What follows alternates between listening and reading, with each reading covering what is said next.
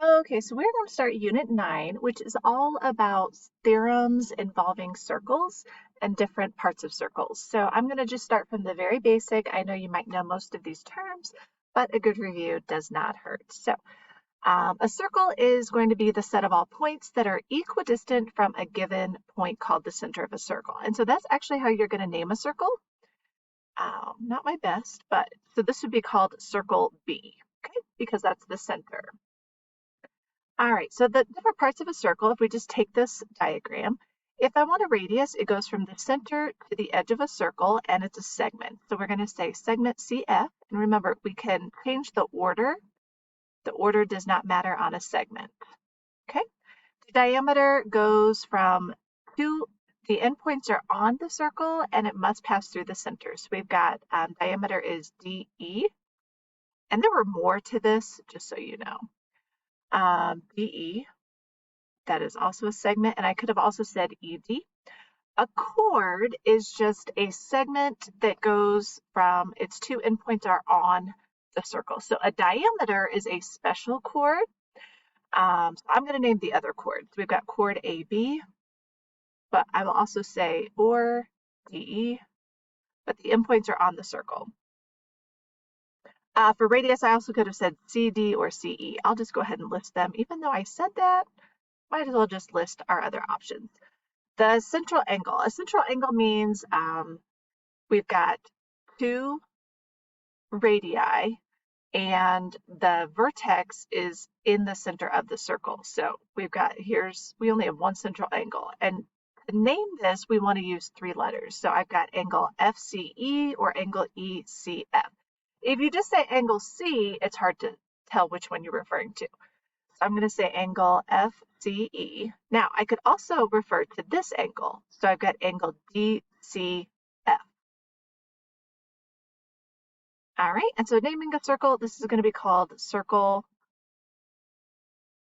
B, circle C on this one, sorry. Okay, so there are some other special types of circles, and we won't do much with this, but congruent circles are going to have the same length of the radii. Remember, radii is plural radius. Concentric means two circles that they have the same center and they're inside each other. And then similar circles is kind of like the dilation in similar triangles. We've got all circles are similar, okay? So congruent is a special case of similar, but they all have a ratio if they are a circle because they're all the same distance. So the radii, they're going to be in a ratio. The sum of the central angles, remember a central angle means it goes through the center. The central angle is going to be, for the arc, it's going to be associated with it. And so we're going to kind of tie both of these together. If you have a central angle of, let's say this is 50 degrees, that means that the arc of a central angle that corresponds to it is also going to be 50, okay? So the arc length and the central angle are going to be equivalent. And so a circle adds up to 360 total. And so if I don't involve arc length, then we could have a total of 360 on the total arc of a circle. All right, so an arc is the portion of a circle is defined by the endpoints. So like this would be arc PR. And so when we name it, there's that little symbol and it kind of looks like an eyebrow. And same thing, it's kind of like a segment. I could say PR or RP. Okay. If we want, we're going to talk about other classifications. There are times when you want to use three letters to name an arc. But if I'm just talking about PR, it's understood that it's going to be one that's smaller than half the circle because PR, I do have an arc that goes this way.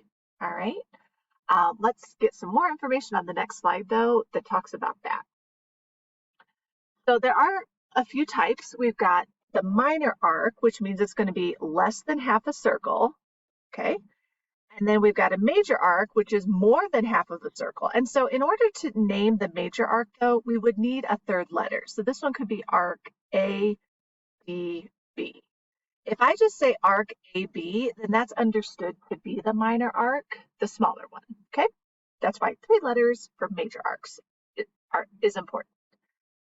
Semicircle means it's exactly half of a circle, and so you want your arc to end on the diameter, so it has to go through the center. So this would be arc, I could say arc AB, because it wouldn't matter, or I could say arc ADB, okay?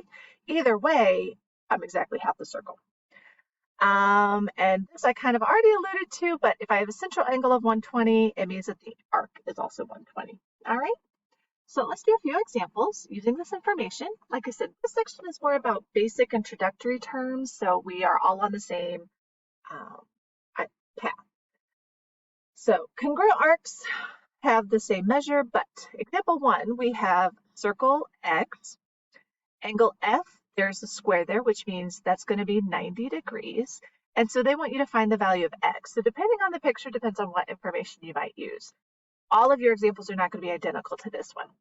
But if I know I've got 3 angles on the inside of the circle, I know they all add up to 360.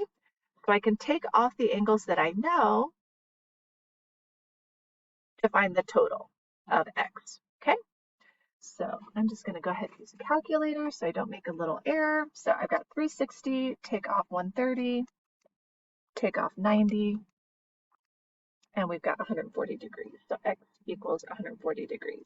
If this is your quiz, you'll just write 140. Don't put in the variable or the degrees, okay? All right, example 2, we have a few parts. We're given circle K, and they tell you that GJ is a diameter, and it does look like it. Identify each arc as major, minor, or a semicircle, and then find out how big it is. Okay, so measure is the size. So the measure of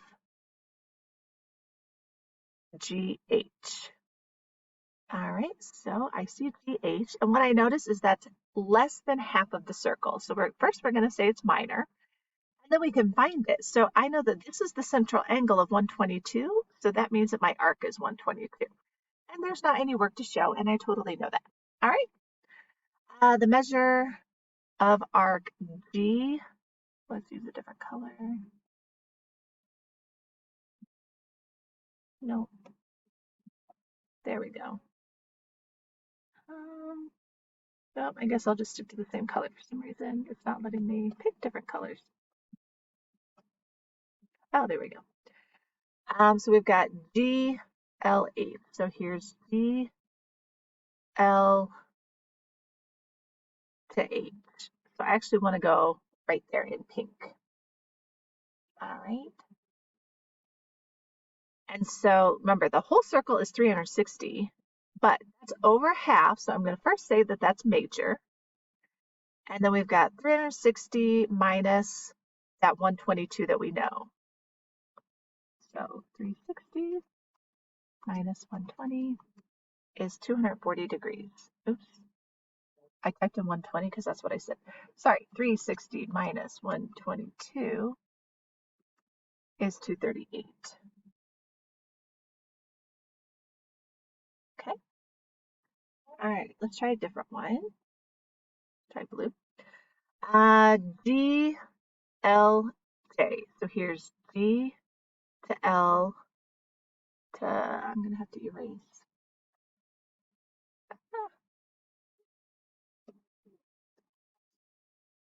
There we go, so I can see. GL to J. Well, what I know is that that corresponds to the diameter arc.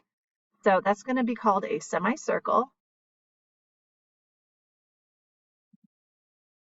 Oh, this is a, oops, I have no idea what it's doing. There's been an update, and so this is kind of new. All right, semicircle, and so I know that the arc is going to be 180 degrees exactly. All right, let's see if I can get out of that. Nope.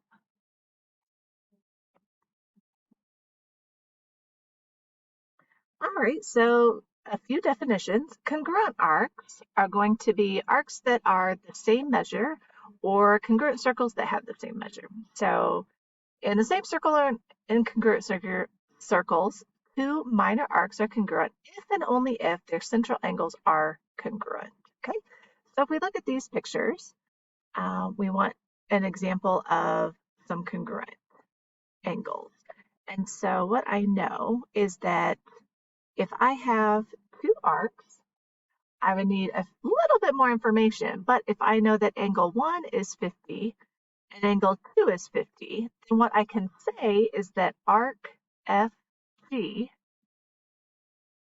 is congruent to arc JH.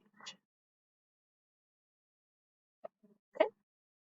Adjacent arcs, we've kind of seen this with adjacent angles, but the measure of an arc formed by two adjacent arcs is the sum of the two arcs. So it's like arc addition. So remember, adjacent means that they're right next to each other. So if I take arc ZY and I add arc YX, I can actually get that whole arc ZX because they're adjacent to each other. All right.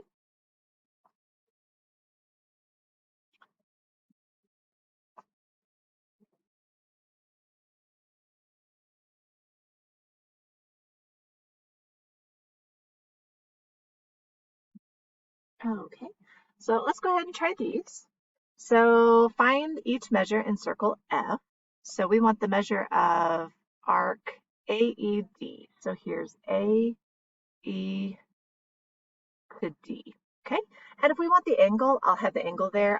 Just when I copied this, my arc didn't translate. So I need to find the two central angles. So I know this part is 63, they're adjacent, and this much is 90. So we can just do 63 plus 90, which is 153. Okay, you don't need to put the degrees on it, especially if you're doing this on a quiz. The measure of arc ADB, so we've got A to D and then to B. So I already know this much from here to here is 153. And then we need to find the other information. Well, there's a couple of different ways to do this. So I know that, let's go ahead and erase this. All right, we want from A to D to B. So we can attack the problem differently.